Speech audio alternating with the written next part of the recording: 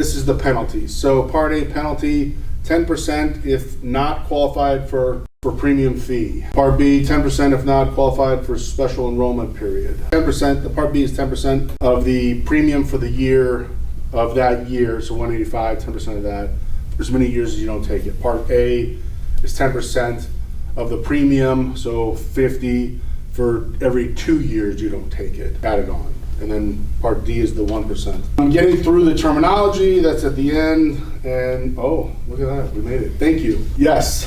So what happens if somebody can't pay the 180 for Social Security? Let's say they get $1,000 a month for Social Security, and then they take out the 185. That doesn't leave a lot of the. Well, if they're under $1,200, like if they're single and they're only getting $1,000 in Social Security, and that's the only income they have, then they qualify for Medicaid. So that you would get on the phone, conference call, or with them and sign them up for Medicaid access. At that point, they're full QMB, qualified Medicaid, beneficiary, qualified Medicare beneficiary. So then they're eligible for that. They go on that, and that's generally a fast sign up within turnaround time of a couple weeks. Access will pay their Part B premium, and then they will also pay all their co-payments for medical services. So they would get 100% medical coverage. So they would get that 185 back.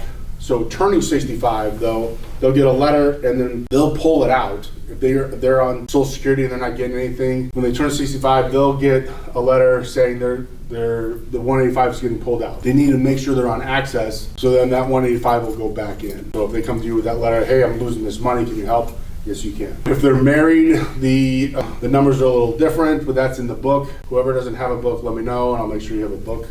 It's not in that book that I gave, but it's in another one. For those access, not those ones, but access numbers. So if we're meeting with somebody and they're getting ready to turn 65 3 months before, right? Then we can sign them up for Part A and B. Right. And then if they want to do a supplement or a D plan also? Right. So if they're turning 65, let's get back to that one. So you can't really help somebody sign up for an MAPD or a supplement until they have their Medicare number. Right.